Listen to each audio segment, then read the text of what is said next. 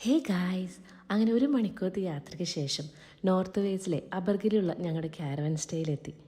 Booking.com വഴി white house Leesha പാർക്കിലാണ് നമ്മൾ caravan book ചെയ്തിരിക്കുന്നത്.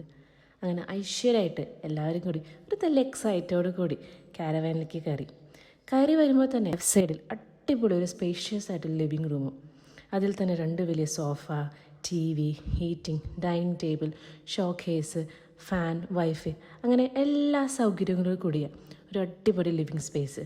എനിക്ക് ഏറ്റവും ഇഷ്ടമായതും മോസ്റ്റ് അട്രാക്ഷനായിട്ട് തോന്നിയത് അവിടുത്തെ കിച്ചണാണ്. വലിയൊരു കിച്ചൺ, നമുക്ക് ആവശ്യമായിട്ടുള്ള എല്ലാ സാധനങ്ങളും അവിടെയുണ്ട്. ഇനി എന്ത് വേണം? പിന്നെ നമുക്ക് 3 ബെഡ്റൂംസാണ് ഉള്ളത്. അതിൽ ആദ്യത്തേത് ഒരു ഡബിൾ ബെഡ്റൂമാണ്. അതിൽ തന്നെ 2 വലിയ വാർഡ്രോബ്സ്, TV, മിറർ.